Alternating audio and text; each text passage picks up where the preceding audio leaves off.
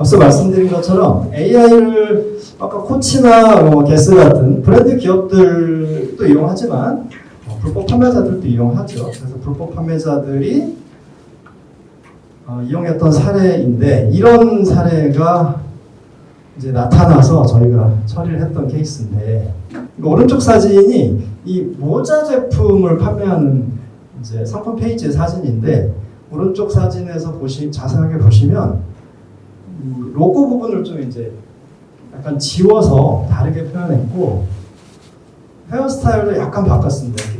머리가 이렇게 좀 내려오는 스타일을 약간 짧게 바꿨고 얼굴도 자세히 보시면 약간 달라요. 네. 여기서도 이 모자를 팔고 있고 여기서도 이 모자를 팔고 있는데 과연 이 사진을 그대로 동일하게 쓰진 않았지만 이렇게 변형해서 갖다가 올려서 상품을 판매하고 있다라고 하면 과연 이 이미지에 대한 저작권을 침해한 것이냐 이 이슈이거든요. 이제 이런 질문을 좀 드리고 싶어요. 과연 AI가 변형해서 비슷하게 만든 거하고 기존에도 이제 포토샵으로 작업을 많이 하잖아요. 그래서 우리가 포토샵으로 뭔가 이미지를 변형시켰어요. 그랬을 때하고 과연 판단 기준이 달라질까요? 사실은 판단 기준이 달라지진 않죠.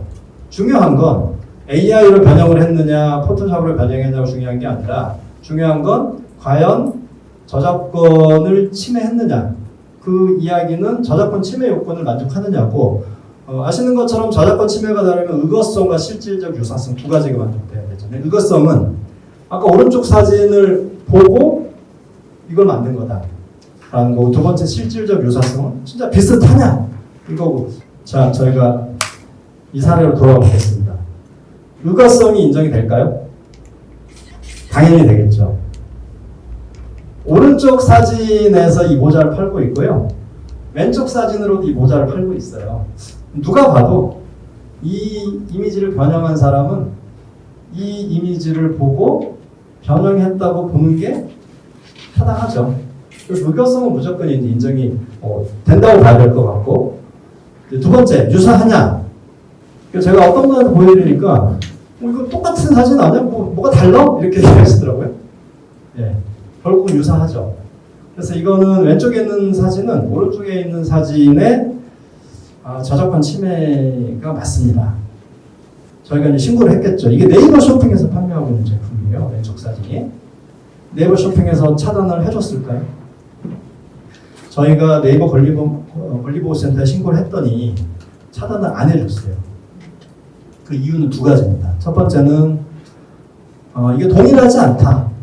네, 동일한 거면 우리가 차단을 해줄 텐데 동일하지 않다. 두 번째는 우리는 이런 저작권 침해 여부, 유사 여부를 판단하는 그런 기관이 아니다.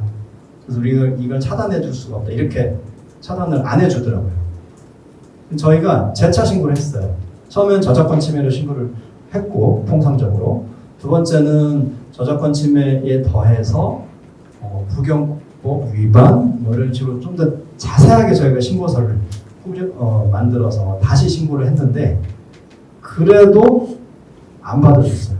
그래서 결국은 굉장히 소극적으로 대응하는 거죠. 플랫폼 입장에서는 적극적으로 우리가 나서서 이건 유사 판단까지 해주고 굳이 그러지 않고 싶은 거예요. 아까 이제 말씀 주신 것처럼 쇼핑 플랫폼들은 사실 판매자도 중요한 고객이잖아요. 그래서 무리하게 자기들이 나서서 이런 것들을 막 적극적으로 차단해주고 이런 스탠스는 아닌 것 같아요. 저희가 이제 이거를 저희 고객사하고 이제 좀 빠르게 대응했었는데 그 이유는 좀 초기에 선제적으로 대응을 해야 되겠다. 만약에 이게 초기에 이제 대응이 안 되면 아까 제가 보여드린 것처럼 인공지능에 넣어서 이거 만들어줘 그러면 1초면 만들어주잖아요. 그럼 모든 사람들이 저렇게 비슷하게 만들어서 판매하기 시작하면 이건 큰 문제가 되겠다라고 판단이 돼서 저희가 좀 선제적으로 강력하게 대응을 했던 사례이고요. 문제는 이제 앞으로 이런 사례가 늘어나겠죠. 예. 인공지능이 누구나 이제 사용하고 있는 상황이니까 예전에는 이미지를 살짝 바꾸는 게 좀 어려웠잖아요. 근데 지금은 누구든지 그냥 몇 초면 이미지를 바꿀 수 있는 상황이기 때문에 이런 사례가 계속 증가하지 않을까라는 게 저희 생각이고, 희망적인 거는 최근에 상표법 개정안이 지금 논의 중에 있잖아요. 국회에서도 그렇고 특허청에서도 이 플랫폼 기업들의 책임을 한층 강화하는 상표법 개정을 계속 준비 중에 있고, 사실 지난 정권부터 계속 논의가 되었던 사안인데, 상표법 개정안이 제 생각에는 뭐 이번 정부에서는 좀 통과가 되지 않을까 싶거든요. 그래서 상표법 개정안이 통과가 되면 어찌됐건 플랫폼 기업의 책임이 좀 강화되는 것이기 때문에 조금 더 적극적으로 나서지 않을까. 근데 만약에 이런 사례가 저는 걱정이긴 합니다. 이제 이런 사례가 계속 늘어나고 플랫폼에서는 이런 식으로 차단을 안 해주고 이렇게 되면 이 시장에 대혼란이 올 수 있는 거거든요. 누가 봐도 이게 법률 전문가가 볼 때는 저작권 침해가 명확한데 플랫폼에서는 뭔가 수동적으로 계속 차단을 안 해주고 그러면 이런 어떤 저작권 침해 사례들이 순식간에 사실 굉장히 퍼져나갈 수 있는 상황이라서 좀 큰 혼란이 올 수 있겠다라는 생각이 들고, 뭐 결국 그렇게 되면 플랫폼 입장에서도 좋은 건 아니거든요. 근데 이제 한편으로 생각하면 이런 건 있는 것 같아요. 결국은 아까 이제 봤던 사례처럼 이미지의 어떤 아이덴티티나 그 느낌을 비슷하게 가져가야 되잖아요. 그래서 결국은 비슷한 느낌으로 만들 거다. 비슷한 느낌으로 만드는 건 결국 다 저작권 침해가 될 테니 그래도 좀 낫지 않을까? 큰 문제는 없지 않을까 생각이 들긴 합니다. 예, 좀 정리를 해보면 이제 불법 판매 유형에 대한 말씀을 좀 드렸고 단속 방법들에 대해서 저희 좀 살펴봤고요. 그리고 인공지능을 이용해서 어떤 사례들이 나오고 있고 그것들에 우리는 어떻게 대응해야 되는지, 그리고 인공지능 프로젝트들을 진행할 때 우리는 어떤 부분을 좀 신경 쓰고 준비하고 고려해야 될지에 대해서 말씀을 드렸어요. 최근에 이제 당근마켓이나 번개장터 이런 중고거래 마켓에서 단속을 하고 싶어 하시는 그런 회사가 있어요. 그런 브랜드가 있어요. 이게 이제 중고거래 시장에서 짝퉁 거래가 많이 된다고 하더라고요. 그래서 중고거래 시장을 좀 모니터링 하고 싶은데 우리가 지금 역삼동이잖아요. 그럼 검색을 하면 우리는 서울 시내를 단속하고 싶은데 역삼동 물건만 나오잖아요. 단속이 어려운 거예요. 그래서 이제 그런 어려움 때문에 직접 단속하시기가 어려우시니까 저희한테 의뢰를 상담하시는 경우들이 좀 늘어나고 있고요. 또 하나의 이슈는 예를 들면 이런 상표를 가지고 또 우리 상표를 이렇게 똑같이 썼어요. 근데 우리가 저렇게 등록받지 않고 뭔가를 붙여가지고 등록을 받았으면 저희가 볼 때는 상표권 침해가 맞잖아요. 상표권 침해냐 아니냐가 이제 이슈가 되고 있어서 좀 복잡한 부분이 없고요. 원본 파일 제출해라. 그러니까 보통은 이제 공식 홈페이지 이렇게 캡처해가지고 똑같이 쓰고 있습니다라고 신고를 하면 되는데 이제 원본 파일을 제출하라는 게 쿠팡이 그랬고 토코피디아 이런 데들 원본 파일을 제출하라고 해서 저희가 좀 머리가 아파지고 있는 상황이고, 또 아마존 같은 경우는 이제 아신 번호라는 걸로 상품들이 묶여 있게 되잖아요.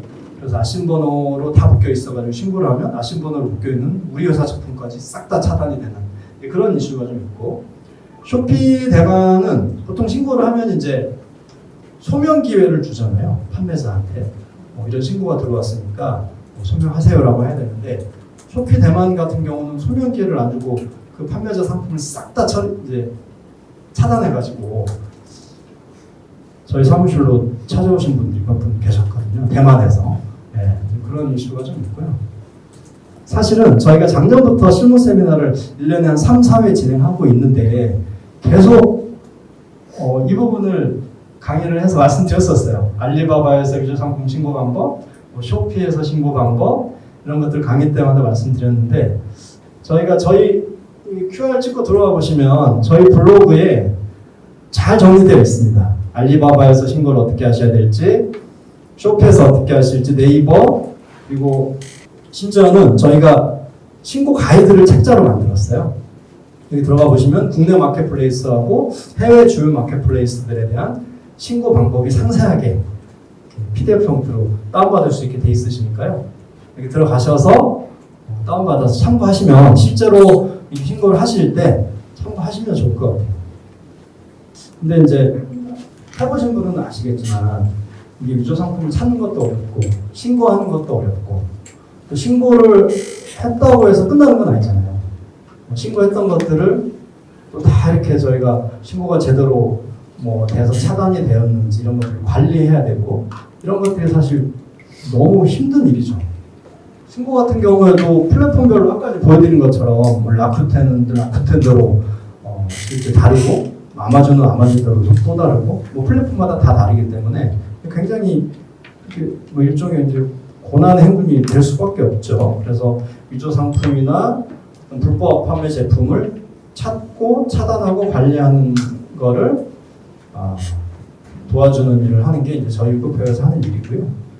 저희랑 일하시게 되면 저희가 그 기업의 전담 매니저가 배정이 돼서 마치 그 회사의 담당자인 것처럼 서비스를 제공해드리고 실제로 고객사에서 하시는 일은 딱 한 번이에요. 저희가 위조 상품들을 쭉 찾아내서 선별해서 이것들은 신고할 예정입니다라고 저희 플랫폼을 통해서 이제 보여드리면 그 쭉 이미지 보시고 요건 신고해 주세요라고 확인하는 전체 한 번만 해주시면 나머지는 다 저희가 진행을 하게 되고 뭐 이런 화면입니다. 이런 화면으로 저희가 이렇게 나중에 계정을 드리게 되면 이 화면 들어오셔가지고 이 중에서 뭐 신고해야 될 것들을 다 보니까 다 신고해야 될 거네요. 그러면 전체 선택을 하셔가지고 신고하기 누르시면 그것만 하시면 나머지는 저희가 다 해드린다. 그리고 저희가 이제 인공지능 기반으로 이미지 분석하는 기능들이 있기 때문에 인공지능으로 이미지를 변형해도 잡아낼 수 있다. 그리고 전체적인 모니터링 현황 대시보드도 제공이 되고 있고요. 특히 플랫폼별로 신고를 하고 나면 여기 보시는 것처럼 아마존, 타오바오, 라자다, 쇼피, 토코피디아, 일루팔파, 이베이, 페이스북 뭐 이렇게 이제 여러 플랫폼에 신고를 했잖아요. 그러면 이거를 관리하는 게 엄청나게 큰 일이죠. 쇼피는 쇼피 들어가서 봐야 되고 알리바바는 알리바바 들어가서 봐야 되고 저희 플랫폼에 이제 들어오시면 실제 이런 플랫폼들이 통합적으로 국가도 이제 여러 국가들이 있는데요. 여기서 실제 전체 신고된 건수가 몇 건이고 그 중에서 몇 건이 신고 진행 중이고 몇 건이 차단이 완료됐는지를 플랫폼별로 선택해서 보실 수도 있고 국가별로 선택해서 보실 수도 있고 기간으로 선택해서 보실 수도 있도록 제공되고 있어서 신고 이후의 관리가 굉장히 편리하시게 되고요. 저희는 밥 먹고 위조 상품 신고만 하고 있는 회사라서 일반 기업에서 하시는 것보다 훨씬 차단 성공률은 월등히 높은 편입니다. 재계약률도 굉장히 높고요. 특허청에서 이런 온라인 위조 상품 차단 지원 하시는 거 알고 계시죠? 그래서 특허청 산하의 지식자산보호원에서 이런 사업을 지원하고 있고요. 네, 장시간 얘기 들어주셔서 감사합니다. 이것으로 마치겠습니다.